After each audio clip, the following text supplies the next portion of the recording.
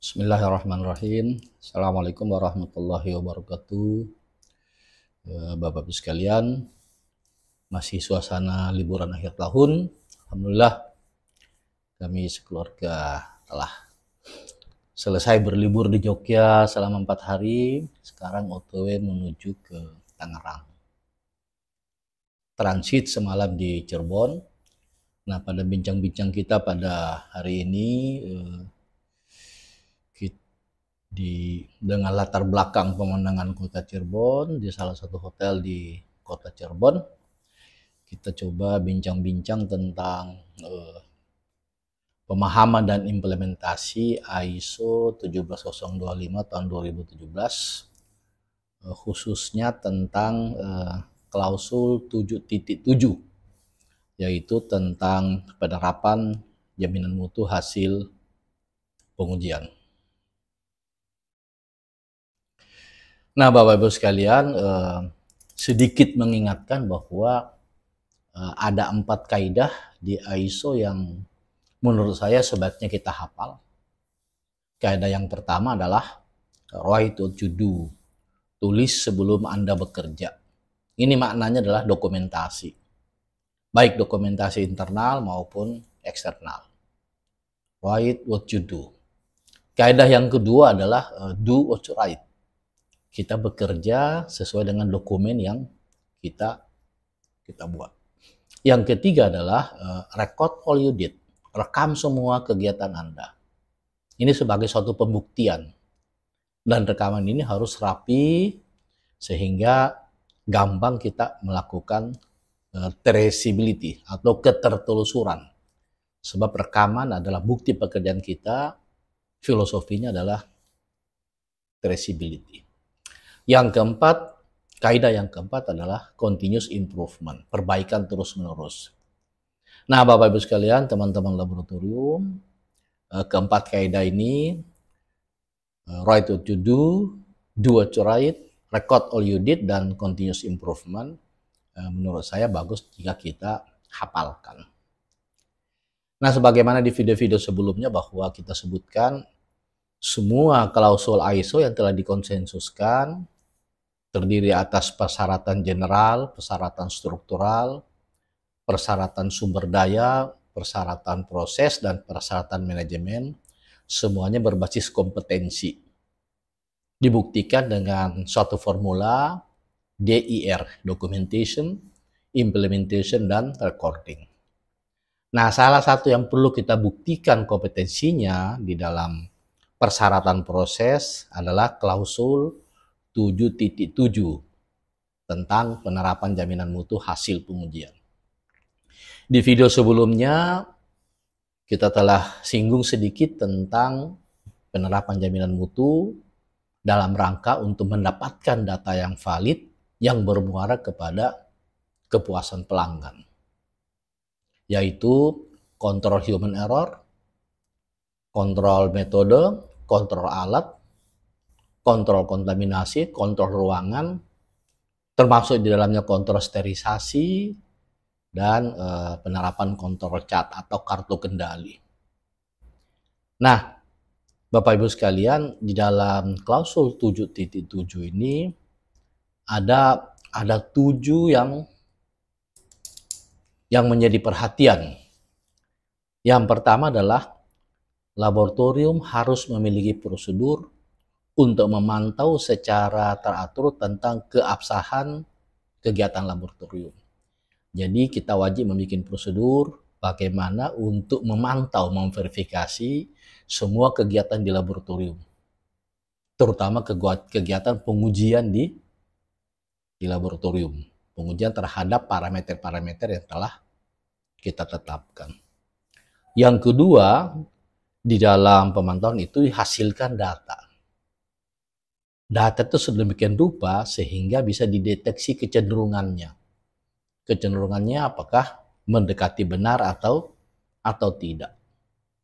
Tentu saja ada kaidah-kaidah yang mendasari kenapa kita katakan data ini mendekati benar atau tidak.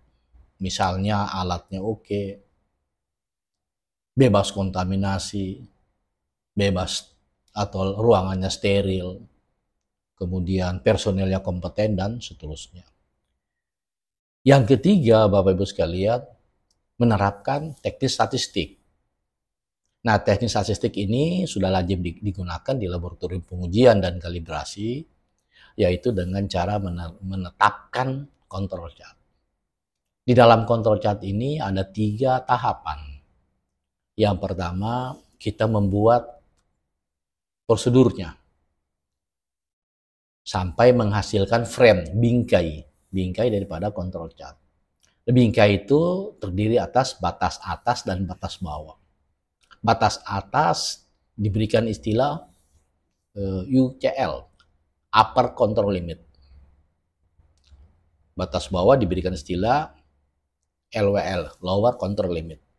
Jika hasil uji kita berada di dalam frame ini, bingkai ini, maka kita katakan bahwa hasil uji kita mendekati benar. Yang keempat, Bapak Ibu sekalian, pemantauan validitas data ini atau penerapan jaminan mutu ini harus dievaluasi secara rutin. Karena itu, manajemen laboratorium menetapkan penanggung jawab untuk melakukan verifikasi apakah penerapan jaminan mutu ini dikerjakan secara konsisten atau tidak. Apakah penerapannya benar atau tidak. Yang kelima, Bapak Ibu sekalian, di dalam klausul 7.7 ini adalah keteraturan menggunakan CRM, Certified Reference Material. Nah, dalam keseharian penggunaan CRM ini banyak dikenal dengan istilah kontrol akurasi pengujian. Jadi CRM yang bersertifikat, ada nilainya, ada konsentrasinya, kita yang menetapkan, bisa melalui proses pengenceran, kemudian kita lakukan pengujian sebagaimana halnya metode pengujian sampel. Nanti akhirnya kita menghitung persen recovery-nya. Hasilnya kita tetapkan apakah mendekati 100% atau tidak. Nah, di sini kita wajib menetapkan yang namanya acceptance kriteria. Kriteria keberterimaan. Secara umum bisa 100 plus minus 10%, persen R-nya, atau 100 plus minus 15%, persen R-nya, atau bisa juga persen R-nya 100 plus minus 20%. Nah, penetapan ketiga opsi ini ada kaidah-kaidah saintifik yang mendasarinya. Apakah kita memilih persen R-nya 100 plus minus 15%, atau 10%, atau 20%, tergantung daripada tingkat kesulitan daripada metode pengujian tersebut. Kemudian yang keenam, di dalam klausul 7.7 ini, Bapak Ibu sekalian, partisipasi di dalam uji banding antar laboratorium. Nah, khusus partisipasi dalam uji banding antar laboratorium, Komite Akreditasi Nasional telah membuat kebijakan. Namanya kebijakan KAN tentang uji profesiensi. Di situ disebutkan bahwa persyaratan sebelum melakukan pendaftaran ke KAN, minimal laboratorium sekali mengikuti uji profesiensi yang diselenggarakan oleh penyedia atau penyelenggara uji profesiensi, diberi singkatan PUP. Nah, syarat dari KAN sebagai penyelenggara uji profesiensi atau PUP harus lulus ISO 17043 tahun 2010 atau 2022 yang mutakhir ini. Jadi laboratorium boleh menjadi PUP dengan syarat lulus ISO 17043 versi tahun 2010 atau 2022 yang mutakhir. Nah, Bapak Ibu sekalian, ini poin-poin yang dicantumkan di dalam klausul 7.7 berkaitan dengan penerapan jaminan mutu. Nah, ini melengkapi daripada video-video sebelumnya, di mana disebutkan bahwa tujuan daripada penerapan jaminan mutu berdasarkan ISO 17025 adalah memberikan kepuasan kepada pelanggan, di mana kepuasan pelanggan menurut ISO 17025 diwakili oleh data valid dan tepat waktu. Data valid jika, ya kami sering mengulangi, data valid jika personilnya kompeten. Data valid jika alatnya kompeten. Data valid jika metodenya kompeten. Data valid jika kita mampu meminimalkan terjadinya kontaminasi. Data valid jika ruangannya steril. Data valid jika kita menerapkan kontrol cat. Ditambah lagi dengan klausul 7.7 ini disebutkan secara periodik menggunakan CRM, Certified Reference Material, dan mengikuti uji banding, uji profesiensi. Tetapi ada hal yang menarik Bapak Ibu sekalian, jika tidak ada PUP, jika ada PUP sesuai dengan ruang lingkup yang telah kita tetapkan, maka laboratorium wajib untuk mengikuti uji profesiensi yang diselenggarakan oleh PUP lulus ISO 17043. Jika tidak ada, maka menurut kebijakan KAN, kita wajib menyelenggarakan uji banding. Jika uji profesiensi, keluarannya berupa sertifikat dari yang dikeluarkan oleh PUP, maka jika uji profesiensi, maka keluarannya berupa sertifikat yang dikeluarkan oleh PUP.